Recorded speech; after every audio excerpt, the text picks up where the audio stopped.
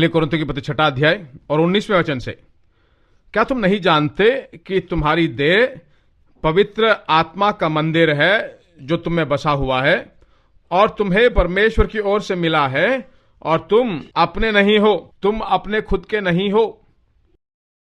क्या आपको बात मालूम है?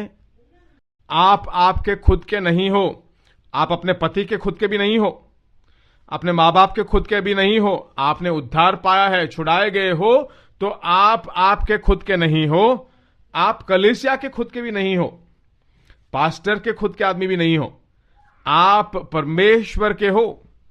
कुछ कहते कि मेरे झुंड से 2 लोगों को आप छुड़ा के ले गए। नहीं, वो आपका नहीं, परमेश्वर का है।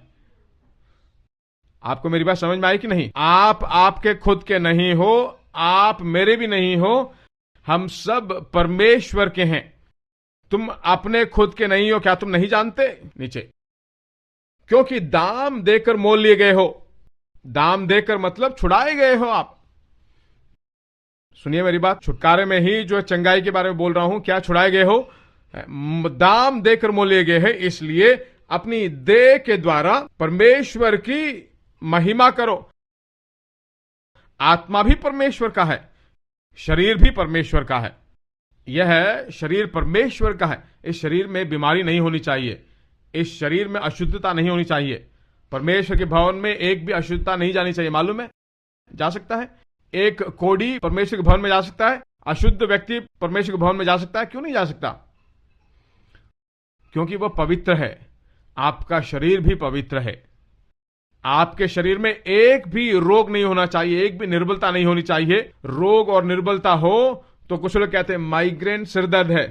माइग्रेन सिरदर्द जो है वो होगा ही। मैं कहता हूं नहीं होना चाहिए, वो श्राप है। इस बीमारी से भी परमेश्वर ने मुझे छुड़ा दिया है, दाम देकर उसने मोल लिया है। आत्मा और शरीर से मैं परमेश्वर की महिमा करूं। क्या आप छुड़ाए गए हो? क्या आपने उद्धार पाया है? आप आपके खुद के नहीं हो। सुनिए मेरी बात, बार बार इसे क्यों कह रहा हूं? बहुत सारे लोग अपने जिंदगी को अपना खुद का समझते हैं। जैसा वो सोचते हैं वैसा ही योजना करेंगे, परमेश्वर से कभी कुछ नहीं पूछेंगे। मैं ऐसा सोच रहा हूं, मैं जो सोच रहा हूं, मैंने जो सोचा है वो करके रहूंगा। अच्छा है तो परमेश्वर के अभिप्राय से, परमेश्वर के अप्रूवल से आप करते हो तो करिए, अच्छी बात है। अगर आप अपनी सोच को करोगे तो उसमें परमेश्वर का आशीष नहीं है। सुन रहे हो मेरी बात? क्योंकि आप आपके खुद के नहीं हो।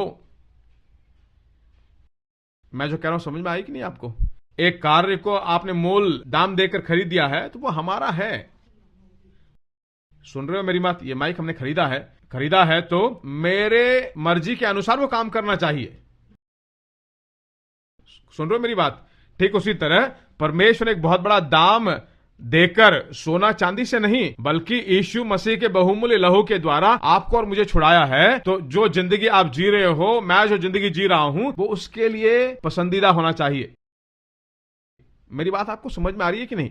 आप एक योजना बनाकर, हे प्रभु इसे आशीष दो बोलोगे तो वह आपका प्लान है। उसके प्लान को ही परमेश्वर आशीष देगा, उसके प्लान के अनुसार ही परमेश्वर का आशीष आएगा। आप कैसे भी जिए, स्वर्ग चले जाओ, क्योंकि आप छुड़ाए गए हो। मैं छुड़ाए हुए लोगों को कह रहा हूं, इस भूमि में सफलतापूर्वक जीना है तो प्रत्येक कार्य को, क्या प्रभु ये प्रिय है, क्या ये आपकी इच्छा है, पूछकर जिए तो अच्छा होगा।